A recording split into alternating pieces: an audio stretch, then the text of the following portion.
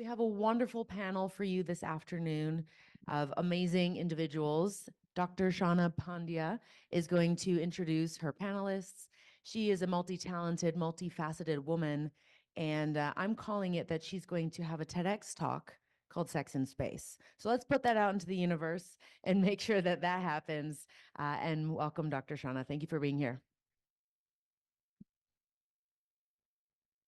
Well, thank you very much for that wonderful introduction. I feel like that's a lot of pressure, Sarah, but hopefully we'll live up to it. So how's everyone feeling?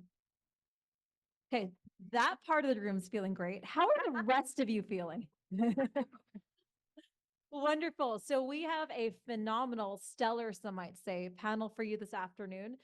You'll laugh, you'll cry, you'll feel compelled to make changes in healthcare, we hope.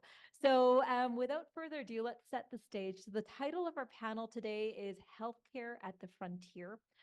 So we're going to be talking about innovation for space, innovation for Earth. And so who here is not from a healthcare background?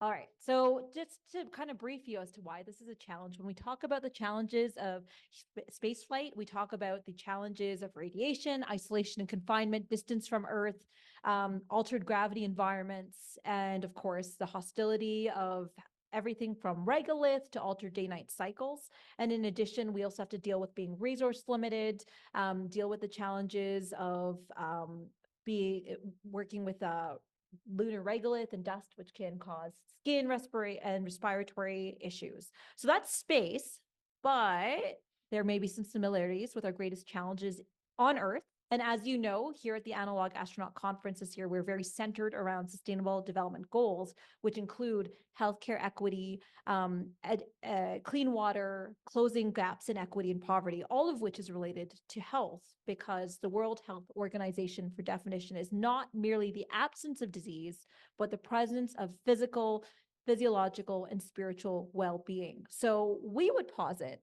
on this panel today, and you're going to hear about it from our fabulous panelists, that a lot of the good that we do in space also can help solve our toughest challenges on Earth. And with here to talk with me about this today is, first of all, we're going to start with Sucheshna Patel.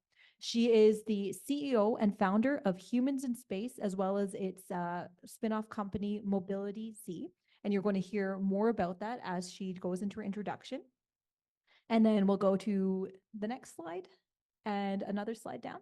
And then we have Dr. Bindu Uman, who is, you've heard about some of her work. She is a rock star general surgeon. She is laparoscopically fellowship trained. She has a research background, and she's also a research assistant and team developer here at SAM. So she's doing phenomenal work in the space sphere as well.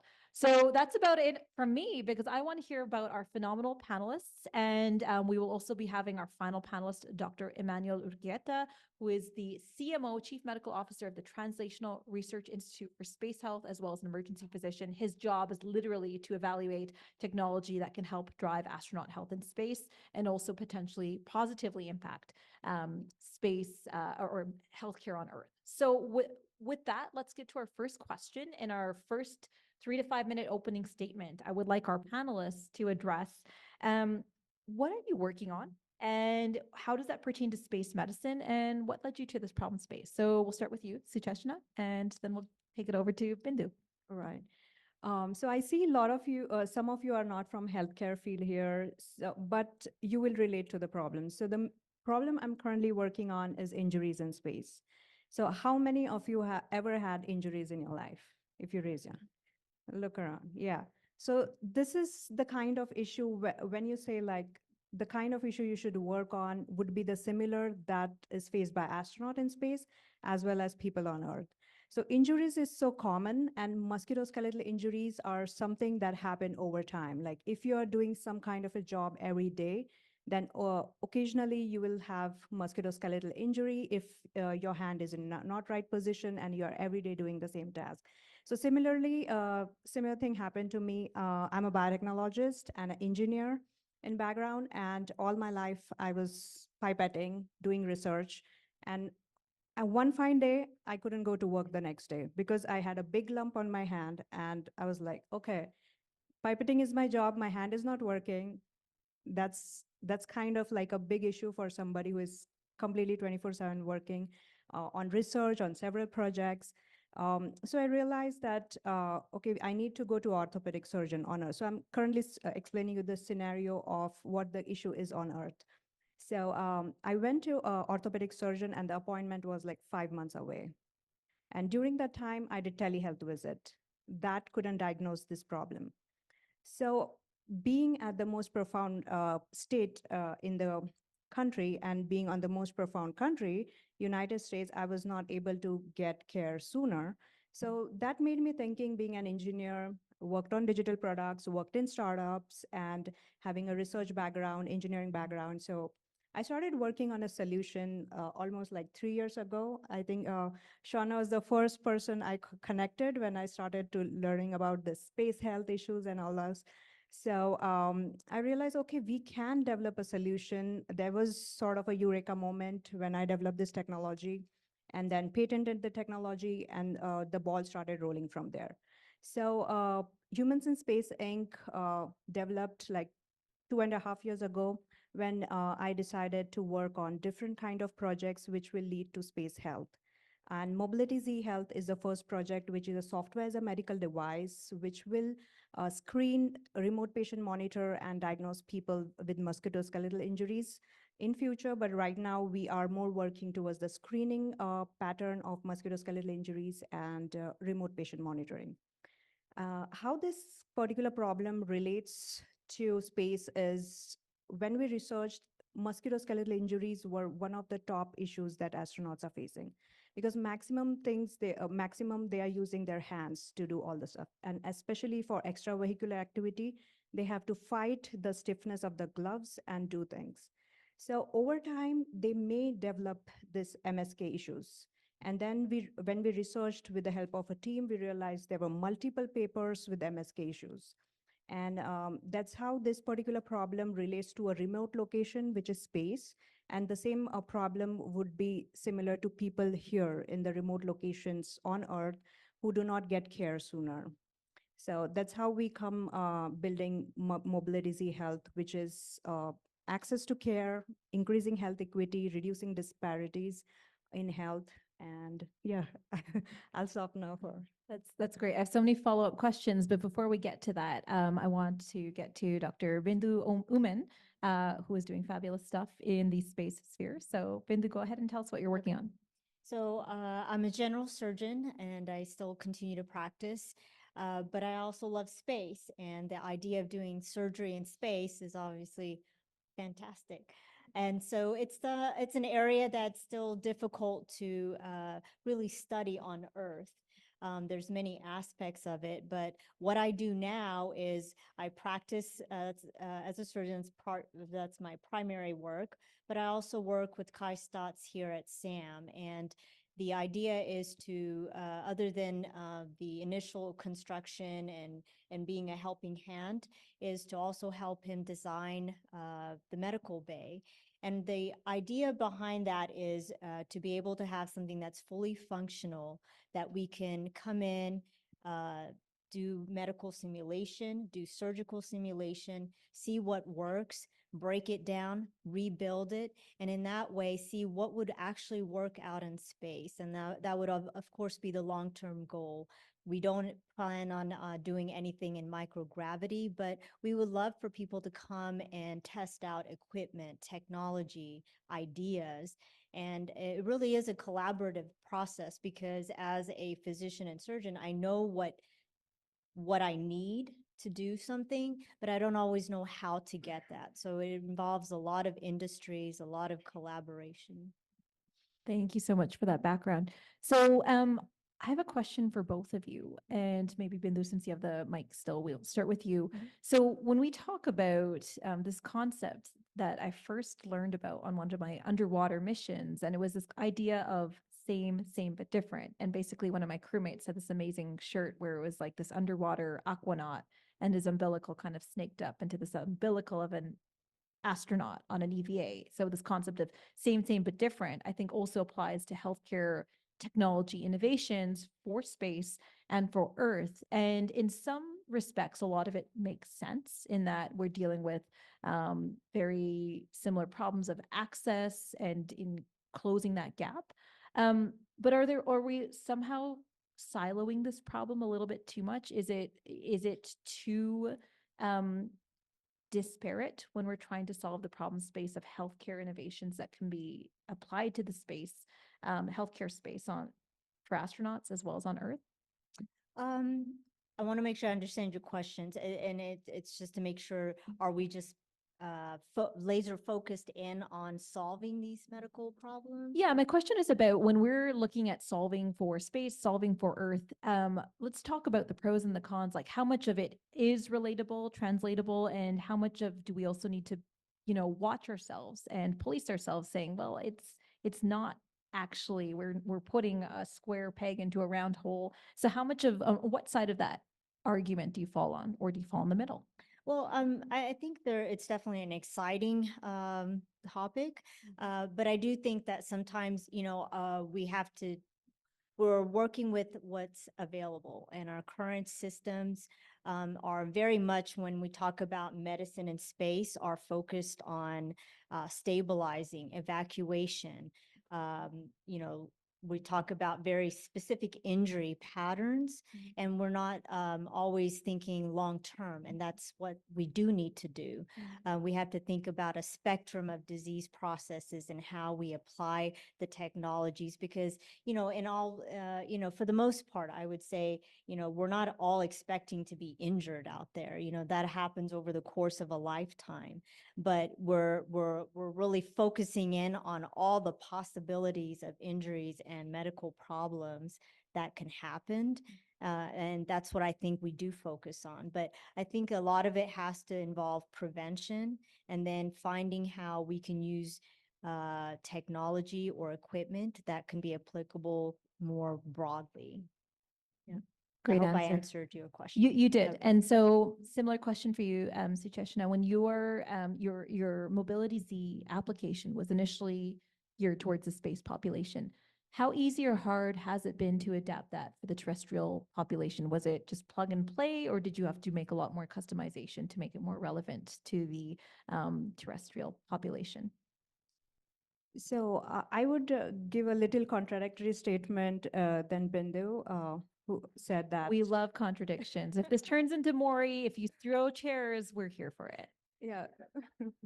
So she mentioned that a lot of is preventative. I would say that injuries are not preventative. You never know when you're going to get injured. So the best model would be prepared for it, build a software that would be so sustainable and so robust that it can tackle any kind of injuries and diagnose them virtually. So that's our goal, that it would be so easy that you pick up your phone, do the processes that our app is going to say, and you would know like which doctor you need to go to, whether you need a physiotherapist, whether you need chiropractor, whether you need surgeon. You are not roaming around through doctors, second opinions, and don't know what to do. So I think the terrestrial application was the ideal path for me, but it happened the other way around for me, because I went through the International Institute of Astronautical Sciences program, which is IIS's POSSUM program, and then I realized that I had an injury and the gloves were so stiff, and that was the birth of Mobility Z Health. So I went the other way around. Usually companies go from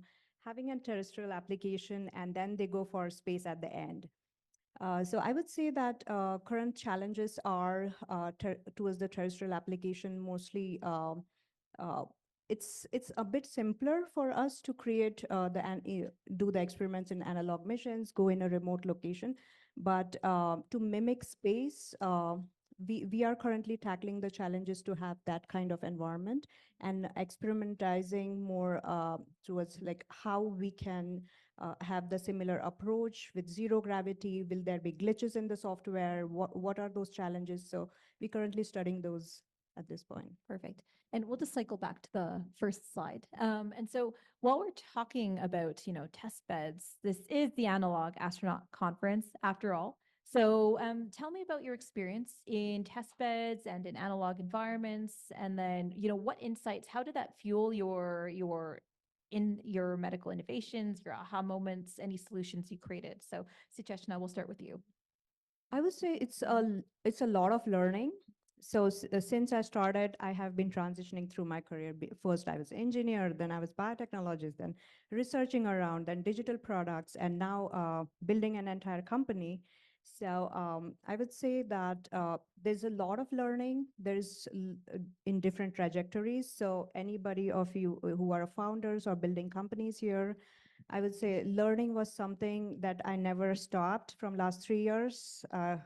Tremendous efforts, tremendous, and that's how it's exceeding, like from where I was yesterday to where we are today as a team as well. So a lot of learning, a lot of permutation combinations from because we are in the intersection of space and health and engineering and software and as plus regulations. So healthcare regulations are too stringent, as you know, in United States. So still working to our path to build this diagnostic software for injuries, but it's a learning curve. Yeah, and you actually touched on one of the questions I was going to ask later. So maybe we'll address it now, and then we'll get to Bindu and your experiences.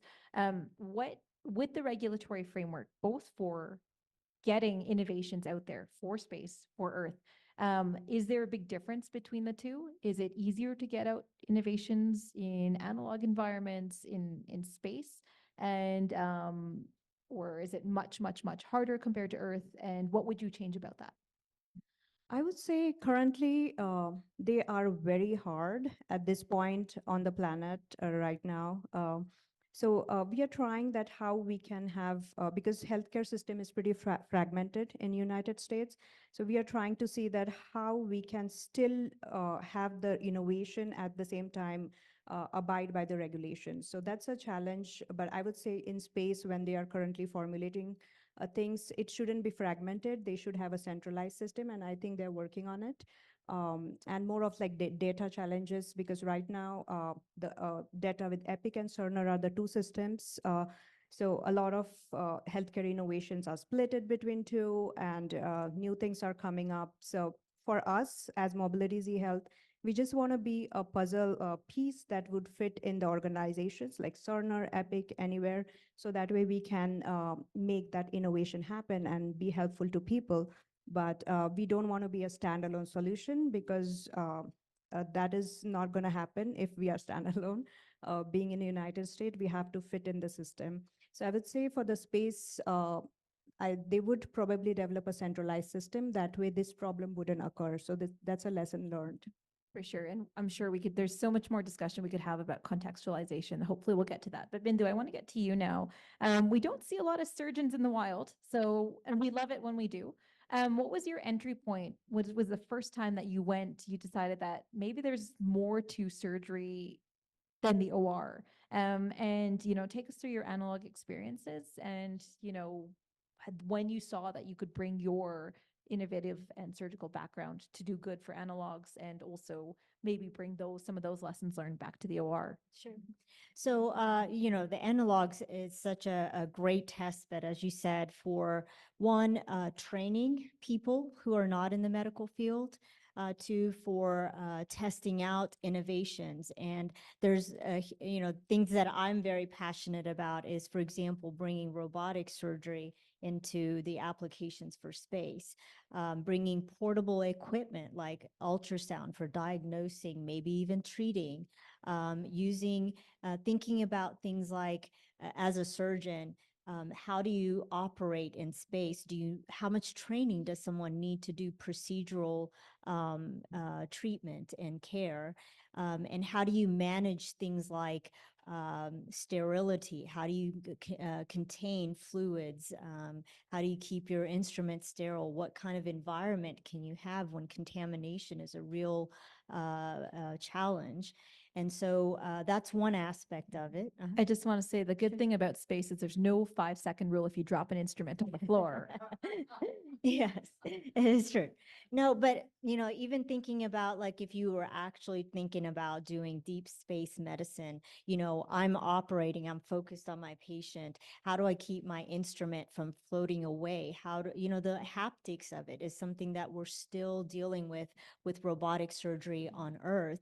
If anybody has experience with sitting at a console, you have great visualization. There's a 3D image sitting in front of you, and the acuity with which you can see layers is just absolutely amazing, but you completely lose haptics, and that's something you want to capture, and being able to do that. And then you consider doing that in zero or microgravity, and then it changes everything, right?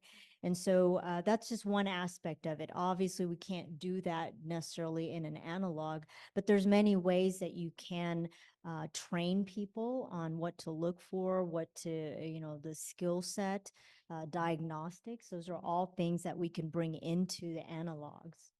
So I want to nerd out now because you are a laparoscopically trained surgeon. Did you follow the Mira demonstration that was done on ISS last month? Unfortunately, I didn't. Okay. So I do want to ask you about it still. Yeah, sure. So for those who don't know, one of as we prepare to send humans to Moon, Mars, and beyond, the challenge, as has been correctly identified on this panel, is making crews more autonomous. Because if you have a 46-minute round trip delay between Earth and Mars, and you have a mass hemorrhage, you cannot wait for mission control to say, stop the bleed. You should probably figure that out on your own, ideally. And then there's going to be periods of 3 weeks of blackout communication when the sun is between Earth and Mars. So we need to create technologies that enable crews, and also hopefully use those enabling technologies to enable our most remote, austere, resource-limited populations on Earth. So coming back to the idea of the Mira demonstration, it was a miniaturized surgical robot that could actually fit in the abdominal cavity of a patient in space. And what they did was they didn't do any in vivo experiments, just to kind of make you sit a little bit easier. They used suturing pads and rubber bands, but basically these surgeons and mission control on Earth were able to successfully use this laparoscopic robot remotely up on ISS, which was a successful demonstration. But there's also pitfalls. So you being a surgeon, you spend a lot of time thinking about remote surgery, telesurgery, and space surgery. Do you have strong thoughts on what you would like surgical care to look like remotely? And you can speak to this from a space perspective, from an Earth perspective. I'm just curious. Yeah, so obviously, even within surgical training, it's a progression. You start out with very basic skills, and then you keep building on it. So that's something that you have to consider. But it's also a way for, as an individual, as I progress in my training, my job isn't just to learn it on my own. It is to train those that are below me. So it is very much a see one, do one, teach one.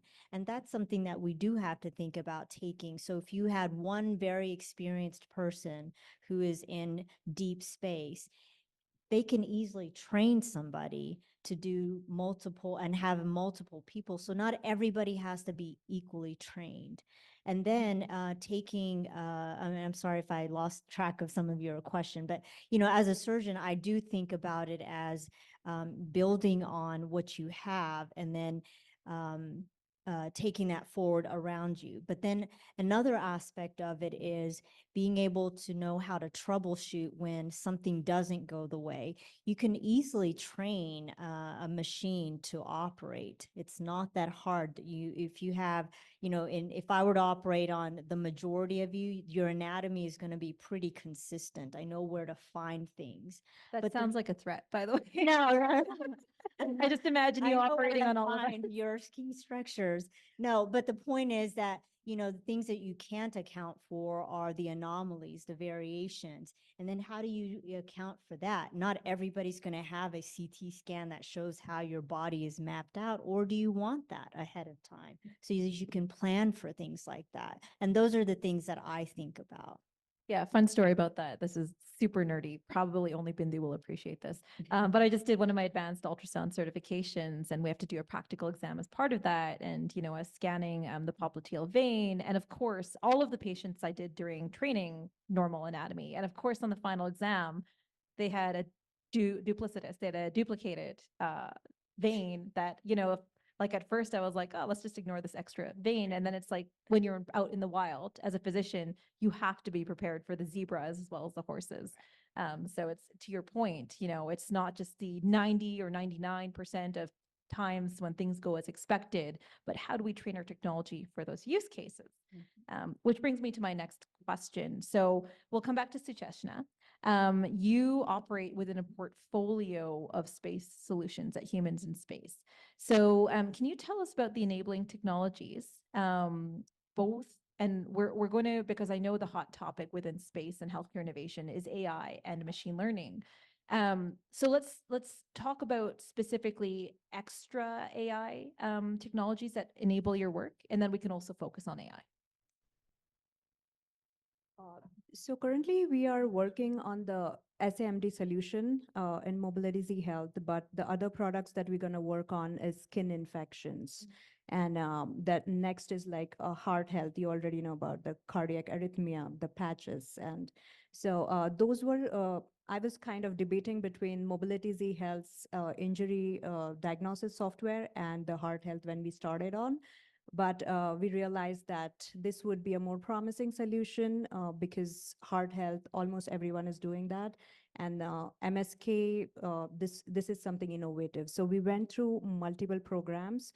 So early entrepreneurs who are currently building solutions, we went through like out of the space zone, but completely in the business zone, wherein we went through university accelerators and Techstars and 8 different programs, but they actually took me away from the academic background as a researcher engineer and took me actually to the business mentality, like P&Ls, everything about business. So it was a learning curve, but right now we are thinking of technologies in terms of what would be the right business that would not only help 600 people in space, but help 124 million people here who are currently every year affected by MSK injuries. Right, and that's a very good point. And just to translate P&L, profit and loss, right? Yeah. Right. Okay. So then let's talk about to nerd out in your sector a little bit, is, the contextualization totally matters, but then also the fit and the timing of the market really matters, because video phones have been around since the 70s, but it wasn't until we all had smartphones that we could FaceTime or Skype or whatever the kids are doing these days, each other, that video calls became more ubiquitous.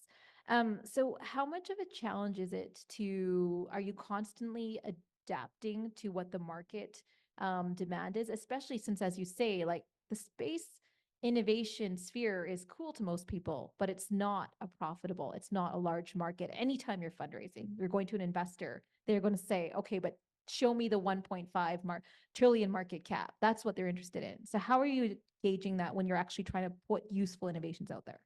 Yeah, I mean, investors are pretty interested if it's related to space for sure.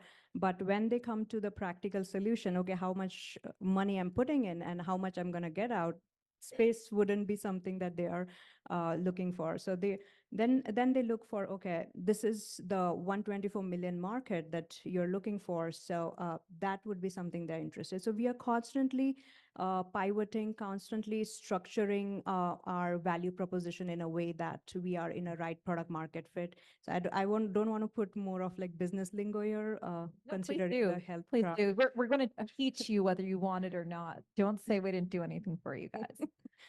So yeah, so currently we are doing more product market fit from the perspective of injury diagnosis software, injury screening, remote patient monitoring is very valuable to remote locations. Like you can see Oracle, a little small city here, how many specialists you would see here, especially orthopedic specialists. You wouldn't see many. So there are 60 million people in remote locations of United States who do not get specialty care. So our software, as it's going to help astronauts who are million miles away, and they are like, they can do through the camera, they can do their injury analysis. Similarly, these people also need specialist care. They need orthopedic specialists.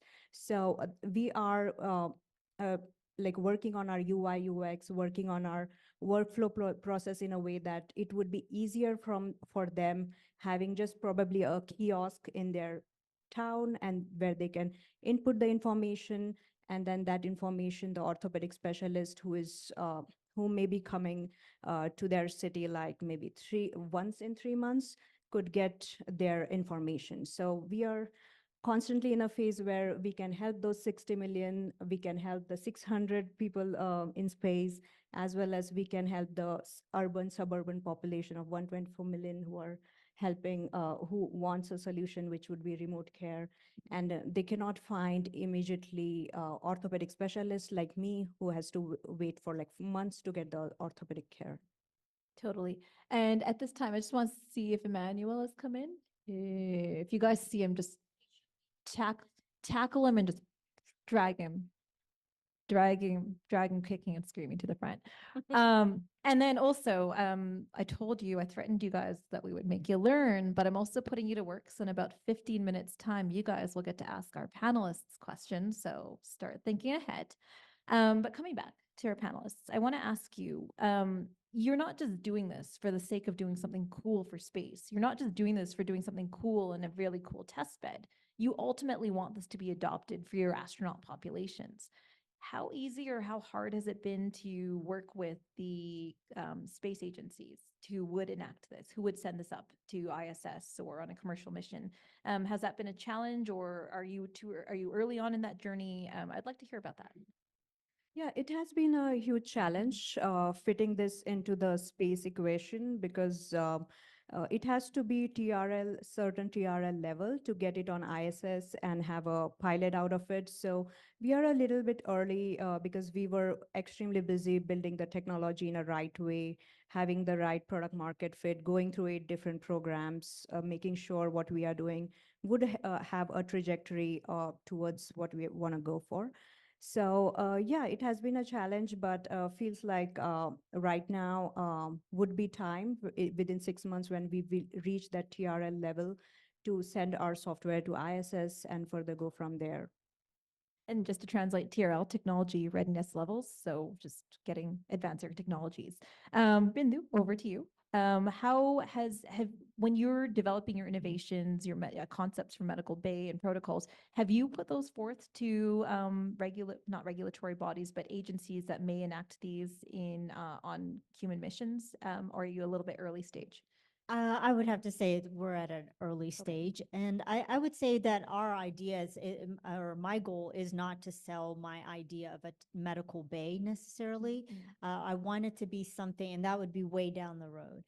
I would want it to be something that is usable to researchers to bring in ideas where you can test out your technology, your ideas, innovations. And I would say that's more, I would say from the SAM standpoint, we're a research facility, and we would like to see people bring that and be able to facilitate being able to, because that's hard to do when you don't have a place to experiment, right? So what is your ask then? If these are all would be researchers, if you want to say, come one, come all, what are you saying to them? What should they bring to your facility that would be useful? I would say bridge the gaps that we have, I mean, we're so right now, as I kind of mentioned at the beginning stages, is we are at a point where, we've kind of got a basic idea of how to manage acute processes.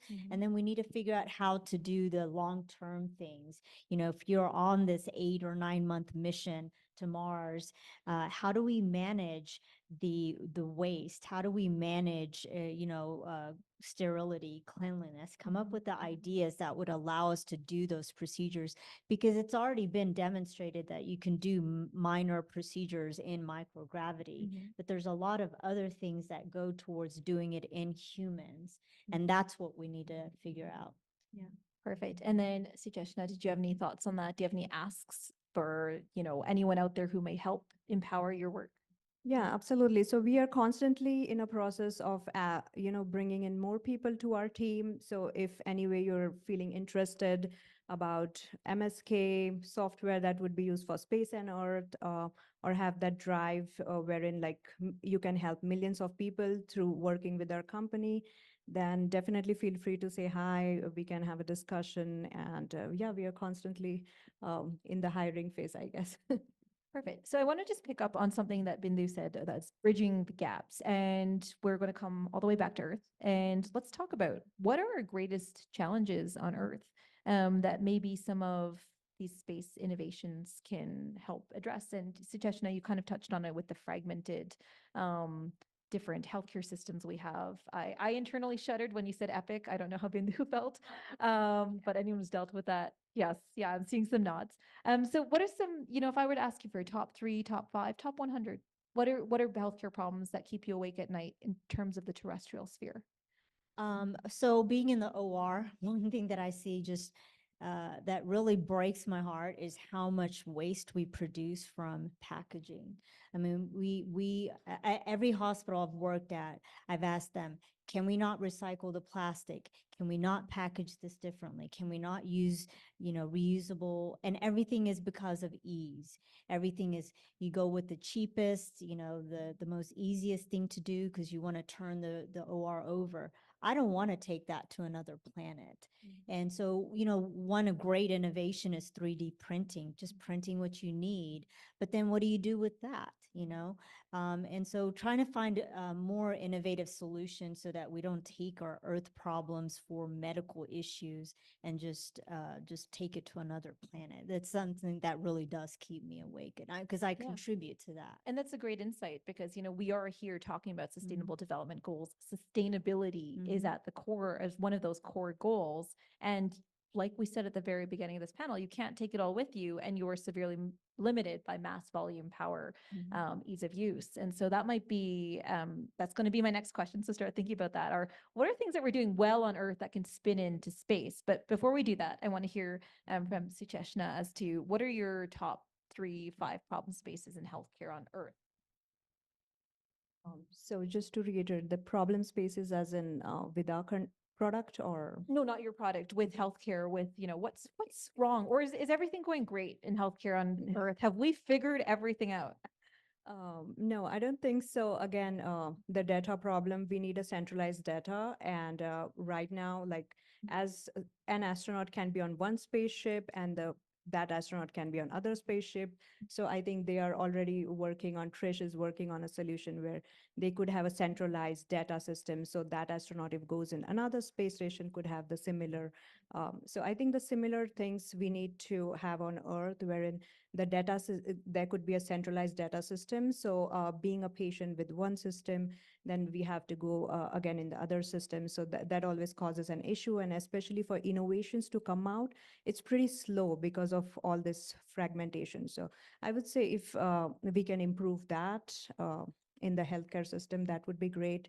Then health equity, access to care. Right now, we are living in amazing country, but still the people do not get specialty care. So that's what we are working on. And again, to reiterate your point, I mean, I started with the vision of space health, but I fell in love with people's problem now that I have to like make that difference of access to care in my life. So yeah. Thank you for that. So there's lots of really good innovative answers from sustainability to data compatibility, which we don't normally think about. So thank you for those unique insights. So coming back to that question I just asked, what are we doing well on Earth in terms of patient care, in terms of healthcare system building, technological innovation that you would want to see brought to space? Bindu, if you want to take that one. Okay. So I think one of the things that we are doing well is investigating what, like, for example, as a surgeon, I realize now that there are many problems that we used to manage surgically that are not being managed surgically. They're managed non-operatively. And that is something that's really cool because obviously, like, for example, in the past, appendicitis guaranteed you would get a surgery. Now you don't. And that would be huge for being out in space. And so what I'm trying to get at is that we're finding different ways of approaching medical and surgical problems. And so I think that is definitely applicable on Earth, and it will continue to need to be investigated. So we're looking into different ways of approaching same problems or problems and finding different ways of approaching it. So again, before we go to Sucheshna, I'm just going to nerd out. I have two experts here. I have your brains. I'm just going to go all in on this. There was this great 2012 paper out of NASA, out of the flight surgeons. So it was prophylactic appendectomy for long duration human spaceflight. And basically in that they said, should we just take out people's appendices before we send them to Mars so we don't have to do an appendectomy on Mars? And it sounds out there, but there is precedent on Earth. If you live on the Chilean settlement of Villa Las Estrellas off Antarctica, if you're over the age of 6, boom, your appendix is out. Are you familiar with this concept? You Yeah. are a surgeon. You are Yeah. you are the subject matter expert. Where do you stand on that? So I am not favorable towards doing a prophylactic appendectomy.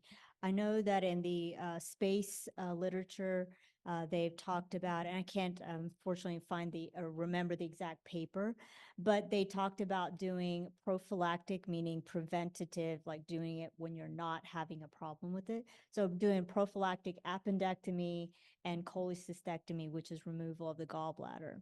And what they found is that people ended up having other problems. For example, every surgery that you have means that you may develop scar tissue within your abdomen. So you go out and take out your appendix and your gallbladder that was otherwise healthy, and now you have a new problem, which doesn't usually present right away. It presents maybe decades later, and now you have problems like bowel obstruction that require further surgery. And then recently I heard I think it was in the nursing literature, that people who've had their appendix taken out are more likely to have C. diff colitis. So there's things that we're not exactly aware of that we may not know about until they're better studied. So I am not favorable towards taking out healthy body parts. You heard So there you first. go. I redeemed myself. You heard it here first, a surgeon who does not want to operate on all people. And to your Oh, yeah, point, yeah, Bindu, yeah. Chris, to say those who say that won't happen, Chris Hadfield in his book An Astronaut's Guide to Earth dealt with that exact problem, having a bowel obstruction due to scar tissue, and he had to advocate for himself to actually be able to be medically requalified and actually go be commander of ISS. So it's a very real debate. So thank you for indulging me in that. Yeah. So coming back to Sucheshna, we were talking about things that we're doing great on Earth that could possibly be brought to the space fair. Yeah, I think the good thing here is we all are together, and then whenever like there are more opportunities, and if there is some innovation needs to happen, it happens, and there are opportunities for brilliant minds to come together. So I feel like space has a lot of issues that could be solved, but the access is only to limited amount of people, and the innovative minds here do not get to see those problems, what's going on. So in future, maybe SpaceX or Axiom Space provides an innovation opportunity for innovators to probably go in that scenario and carve out problems and solutions that would be more beneficial to have a sustainable colony on Moon and Mars, I guess. And so what is your roadmap for both of you? Like you're working on very unique tracks, but both very valuable within space health. What is your ultimate success story? We flash forward to the year 2034. You're living your best life. What does that look like with your what you're working on? Sucheshna, we can start with you. Okay, so I would say that definitely humans in space would have multiple products out. And initially on Moon and Mars, there will be colonies and people like there. Obviously, the construction will be going on, and they are using software if they get injured because of half, like 1/6 of the gravity and all those physical labor that they are doing. There could be multiple injuries, and not every time there's a doctor on board. So they probably will be using Mobility Z to understand their issue. And then further, we have another part of Mobility Z coming up, which is recovery, how they can increase their performance, how the software will help them to recover. So they probably will be using that. Then we have multiple products coming like skin infections and resilience and all that. So I would say that, yeah, I see myself like they are using all our products. And you're doing quality assurance on the moon as part of that. Bindi, go ahead. So my ideal setting for space and health would be, I do still advocate for preventative health. And when you think about it, any of us who are going to go out into space, we want to be optimal, right? And on Earth, I'm from Texas, and on Earth, one of the biggest, I'll name the biggest problems towards our health are diabetes, smoking, obesity. When you think about going out into space, you want to be the fittest that you can be, right? And so you're not going to go in there, you know, smoking out in space because you probably don't want to do that. You don't want to be eating junk food because you want to have the optimal nutrition to be able to perform in space, be in spacesuits, be in spacewalks, right? You don't want to be, you know, unhealthy. So automatically you're preventing any number of things, and all of those things will prevent to some extent musculoskeletal injuries and a number of other things, infection, and all of those get addressed indirectly. And so I do think that that is a key part. And then the other thing is that, you know, we do try to account for each other too. You know, we help each other maintain that level of health. And that's something that I think we don't always do on Earth, which I wish we would do more of. So I'm laughing because I feel like we're about to let Dr. Uman down, because as we open up access to space, as we democratize that Mhm. access, Yep. it is no longer the healthiest of the healthy. Right. It is, No, I it is see that. everyone I with see that. every chronic Mhm. disease. Mhm. So how does that impact, does that impact what you're working on and how you might consider protocols? I mean, you probably never had to think of, you know, a diabetic insulin overdose in Yeah. space previously. Right. And you know, like those are things that I think that's the stuff that we haven't quite learned how to address. Because, for example, someone who has unmanaged diabetes, the treatments that we have for Earth are quite taxing to address that, right? And so then what do when you don't have that medical provider, when you don't have that training? And let's just say it's not just diabetes. What if they now have a wound infection? How are you going to approach that? Because those are very difficult to treat. So You don't want to address a gangrenous foot in space with ascending cellular No. health and sepsis? my crew member.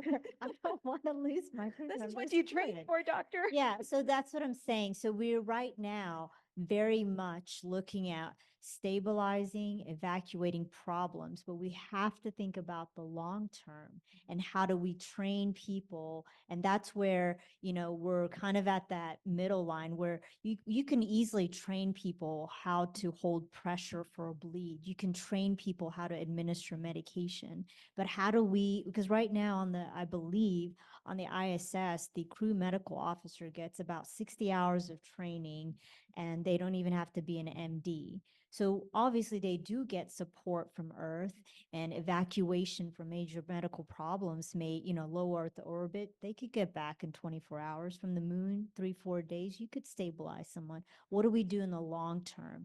And so for me, it would be educating and training, you know, people how to sustain that. So even if you had that model of start out with an expert, then continue training that. And sometimes we don't talk about that. We always think about is, what if we don't have that person that knows what to do? Well, we don't talk about training other people that are there to do the same job. Train the doctor that's going to be out there. And I only use a doctor as a profession who knows that extra medical aspect of it. Absolutely. So we're going to go back to Sucheshna with the same question. You know, does the increasingly heterogeneous population of who's going to space, does that impact what you're doing? And then as we do, think about your questions, start raising your hands because we're going to go over to audience questions. Over to you. Yeah, again, to the point of Dr. Bindu is what we're going to do, how we're going to train. I would say the point care solutions, which are like the apps like us, where we are making sure that, you know, you can have your own personalized care, no matter you're on Earth or you're on Moon, and you will be able to get that recovery as fast as possible than waiting for a specialist to reach you. So because a lot of diabetic care solutions are coming up, like we just went to a conference in Phoenix and we saw so many point care solutions, so many apps for recovery of any patients who are going through every day. So, and the second question, what was? Oh, no, that was the question. So perfect. Okay. All right, audience, this is the moment you've been waiting for. If you have been kept up awake at night, you've just been like, I've been waiting for this panel. I know I have medical experts at my disposal. This is your chance. No pressure. Micaiah, over to you. All right. Well, thank you. This has been amazing. And someone who doesn't have that background, it's really informative. I want to think about this is a personal opinion, what would be the hardest condition or injury to deal with in space? And you can come with that at a detection, diagnosis, treatment standpoint. And my part is like thinking like something to do with the brain, but I would like to know from y'all. All right. I will start with the other medical doctor on the panel. I have some thoughts and then we'll just go down the row. I think you kind of said it, the brain would be very difficult just because it's very delicate. And, right now, you don't want a lot of debris. You need a lot of focus, stillness in your hands. And so that I would envision that would be very difficult to do because, I mean, you're talking about a millimeter could be catastrophic in some form or fashion. So I would say neurosurgery would definitely be up top on my list. Yeah, I would say that the isolation and confinement might lead to psychological issues. And yeah, obviously that's the one, but the next would be like going crazy or having some mitigation methods for it would be something I would vote for. Going crazy is not a problem if you're already there. So to Bindu's point, I will quote you what they told me during my first neurosurgery rotation is that the brain is just like oatmeal. It's like porridge. Don't worry about it. It's fine. I think the hardest part of it is twofold in that the person that you're treating, ideally in an ideal world, it's a stranger to you and you are focused on problem solving. Like we get asked as physicians all the time, isn't it hard to treat the child with cancer or have an end of life discussion? And we do deal with these things with compassion, but we are able to maintain that separation. Whereas if you are treating something calamitous, something life-saving, this is your family. This is your space family. If you are doing brain surgery on a crewmate, that would be emotionally devastating. And what comes next? Having the crew recover from that? Like any astronaut, if they're adequately trained, will be able to work the problem and will be able to problem solve and use the resources they have at their disposal. It's the crew morale and building that back up and dealing with the impact of what if the crew member didn't make it? What are the procedures for that afterwards? And then even, coming a few steps back from that, there are guidelines for CPR in space. The European Society for Aerospace Medicine put out a great paper on that and, talked about all the different ways in which you can do it, building it all the way up to come to finally say, but then what? Like if you do something that's calamitously hard, you perform brain surgery in space, but you have not built up the intensive care unit to support that, then you are committing an exercise in futility. So the personal aspect, as well as having the luxury of a tertiary care hospital, are the hardest. It's a resource issue and it's a human issue, in my opinion. I was going to ask about kind of resources, like blood like for transfusions, fluids, and things like that. I mean, I think you kind of answered it a little bit. I mean, that seems kind of crazy. I'd rather ask my other question, but you can answer that too. But the other one is more like how much has science fiction influenced this? Because I think we've seen things from Star Trek, the original series, that have actually become real things in healthcare. Is that still a thing? I mean, is there an eye on, because you can be so creative and literally out of this world with ideas that come through science fiction stories. Is there an eye on that when looking at innovations? And do you consider a lot of that? Totally is my one word answer, but I'm going to get over to the panelists and then I'll chime in. My short answer would be yes. I mean, medicine itself is, to me, an art form. A lot of it is imaginative. If you go back to the history of surgery or even medicine, there was just limitations. And now as technology evolves, like our limitations are what we can create too, right? Whether it's diagnostic or therapeutic. Just to be, think about it 100 years ago, they didn't have the modalities to be able to see the inside of our body before they operated. Now you can see that, you can map it, with vascular surgery, you can literally create a 3D model of exactly the type of graft you need to fix an aorta before you make an incision. And so it really is cool because you can, and now when you start thinking about 3D printing, it's not any more science fiction, I mean, you can, whatever you can conceive, you can do it. I mean, I think about that cartoon, The Jetsons, when they were Zoom calling, right? I mean, now we have telesurgery, we have telemedicine, and we're really applying what is the limit of our imagination into medicine. Yeah, I would say, yeah, I all imagined it. That's how I built this. So initially, like I used to do all the Star Trek and saw a movie on Netflix and all that, but obviously it kind of connects your dots. There is a gap between having a foresight and building a technology towards it. So you need to fill in those gaps either with your co-founders or yourself. Going to, is it really practical? Are you going to do it? You can patent that technology. So I think there's a lot of brains work towards it, but yeah, it can happen if it's really logical. So the answer to qualify more than just totally is the future is closer than we think. So Trish, the Translational Research Institute for Space Health, and tell Emmanuel I'm plugging his institution when he comes in.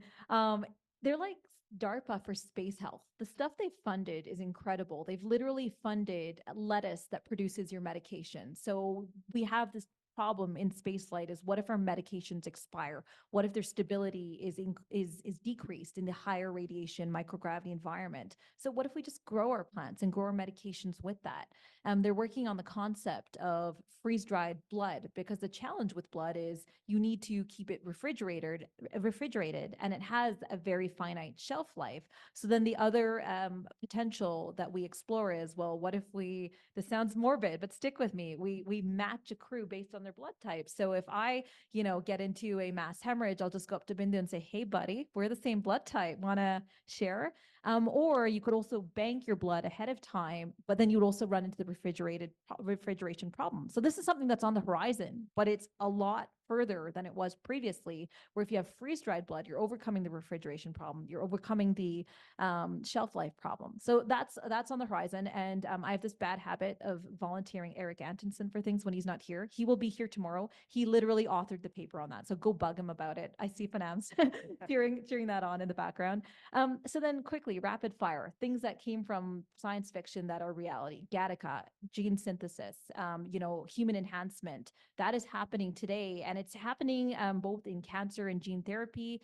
There was the Rodent Research 19 experiment that came back from ISS in 2020, where they literally engineered this Mighty Mouse, kind of jacked up little buff mouse. It was adorable, but it was also useful because they had decreased muscle mass loss and decreased bone density loss.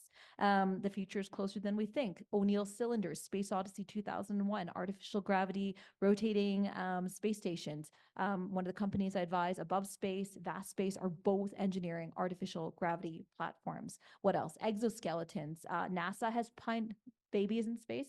Yep, where there's research around above Spaceborne is, working on embryos and embryonic development in space. Exoskeletons, NASA has pioneered exoskeletons to help decompensated astronauts perform work when they get to Moon or Mars. And that's being spun off, coming back to Health at the Frontier for Earth, that's being spun off for patients with mobility issues and paresis or paralysis. So, I mean, if the game is how long can I go on, we will be here until midnight, but the science fiction is here today. It's just not evenly distributed. Other questions? So in terms of what you guys see is, so I come from the medical device industry. What do you think you would need? And what kind of technology do you think will be the best for us to be prepared for a long duration mission? For example, synthetic biology, regenerative medicine and devices, or 3D printed devices. What are your guys' individual thoughts on And this is specifically to the spaceflight environment, right? Correct. Okay, so we'll start with Sucheshna, then we'll do Bindu, and then I'll chime in. I would say organ manufacturing because there would be a lot of, I don't know, injuries, and then there would be organ need, and then the 3D printed organ cells build would help for those. So let me think. I mean, I would think from a medical and surgical standpoint, it would be being able to find like I really do advocate 3D printing because when I think about space flight, you can't bring everything that you could possibly need. And so just finding ways to improve that. And then also, thinking about the confined spaces. You only have so much space to put everything. So finding innovative ways of trying to like make things smaller, but then usable. And then also a big thing would be like management of blood products and waste management. How do we deal with that? Because that is going to be a big problem once you have more and more people on space. Yeah. I'll chime in, and it's Jen, right? So Jen, your background's in the medical device industry. And so there's no one true technology to unite them all. That would be nice. And I hope you all appreciate that LOTR reference.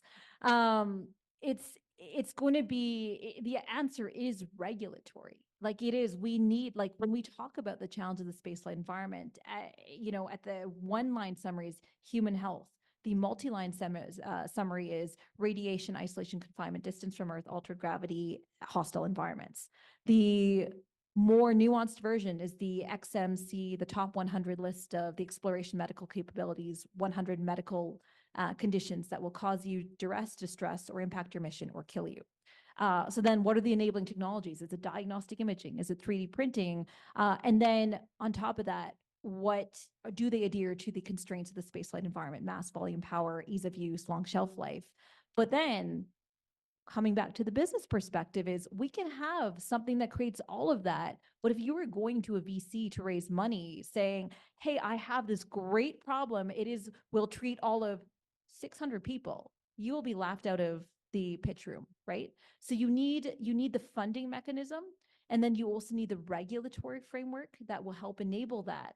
And so my vision would be a shared silo. When we have these relationships of trust between countries we work very well with, and being a Canadian, I like to think that the Americans like us. There's a lot of trust between Health Canada and FDA. There's a lot of trust between ethics approvals between Canada and US. There's not much funding sharing because the Canadians want to fund the Canadians, the Americans want to fund the Americans. Let's create a central body where we all put in like the funding mechanisms. We agree on the regulatory framework. We agree on the ethics standards, and then just say, look, there are solutions out there amongst our partners, amongst the European Space Agency, amongst the European innovators, amongst the Canadians. But we're just not getting to the solution because of those silos. Next question. Hi, thank you for the panel. That was amazing. So when you live in a very isolated place on Earth, sometimes you have to travel to a hospital to find, the right hospital, the right equipment, the right doctor.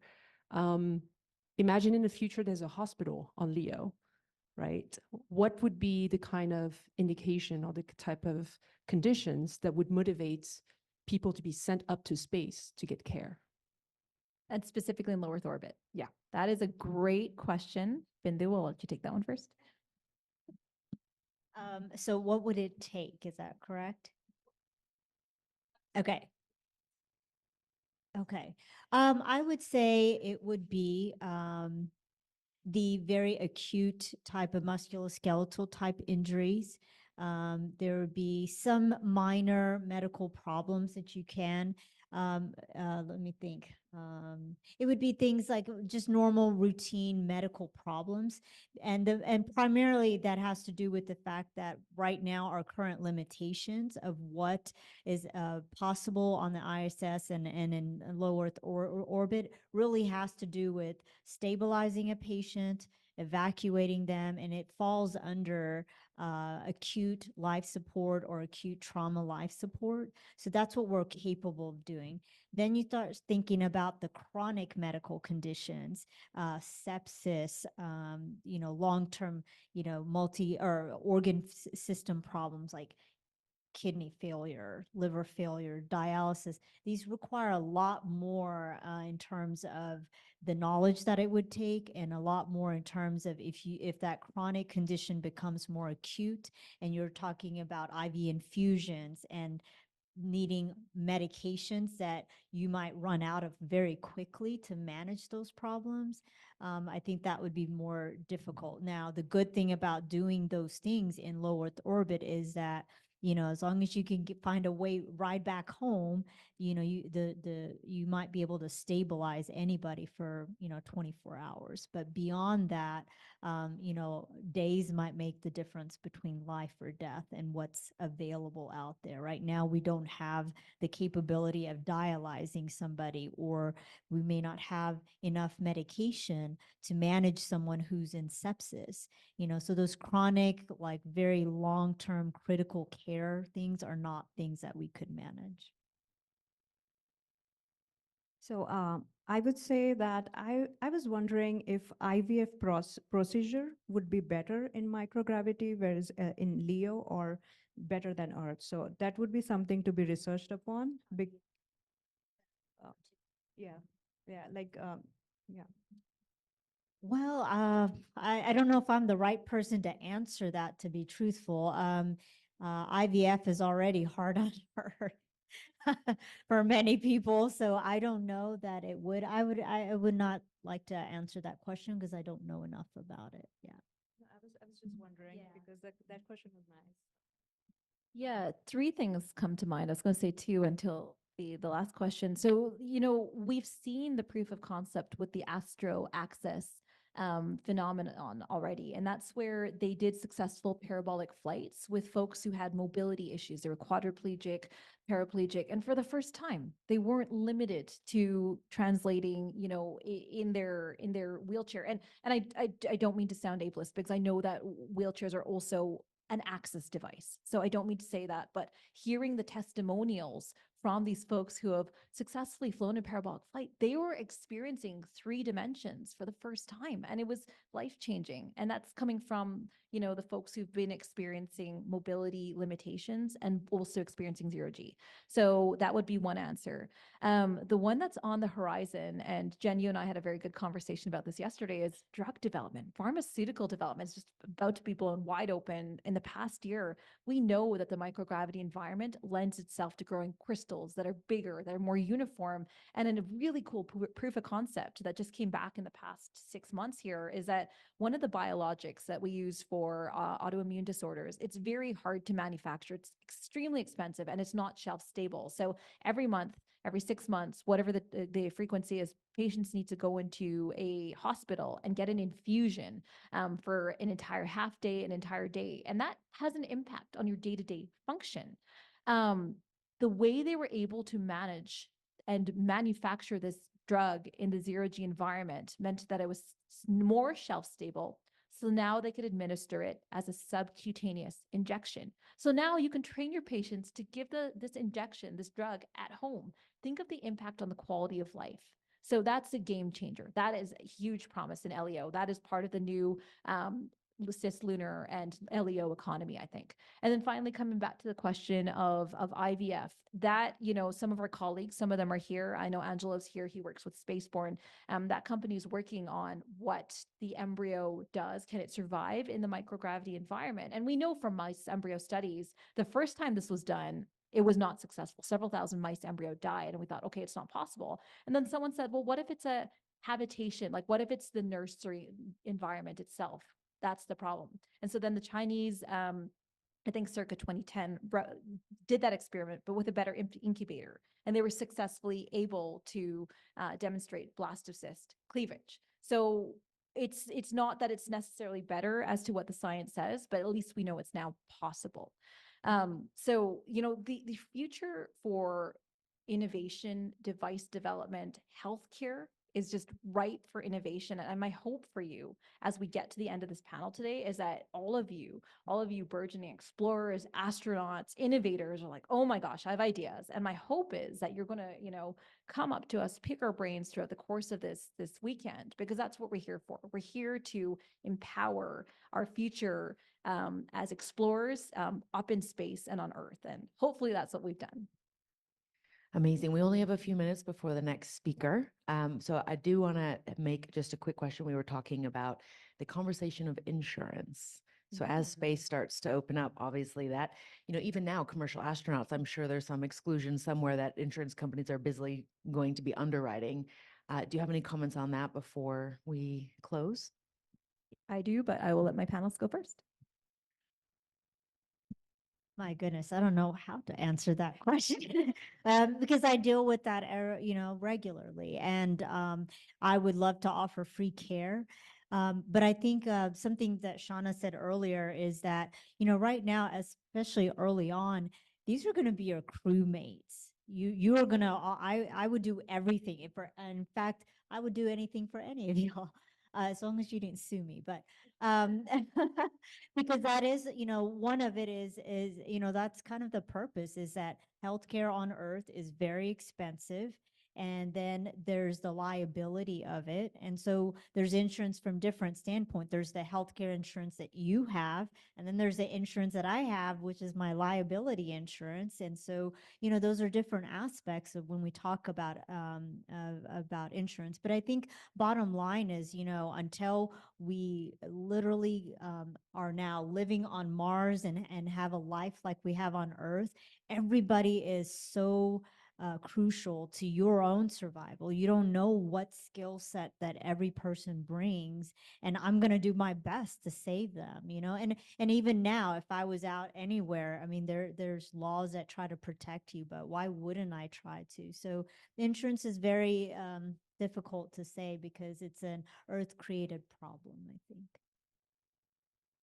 Yeah, so currently in our telehealth app, we are creating a new model wherein we are not we are collaborating with another company wherein nobody has to get insurance. You get right away care within minutes, like 30 to 40 minutes, wherein the whole process goes on and you get care. You are not waiting for weeks, months, and not waiting for insurance. So that's all change we are making in insurance in our particular app as well. When is that app going to be ready? And just to close it out, as a Canadian who often peers in an abject horror at American healthcare insurance, two things that absolutely should not come to space are prior authorizations and peer-to-peer. That's criminal to ask me why after we're done. But things that should absolutely be brought to us with space is this idea of collaboration and going to space together. And so we see that with the astronaut rescue agreement. We see that with the Artemis Accords, and we should have less of the American healthcare insurance model and more of the international exploration spirit. Amazing. Thank you so much.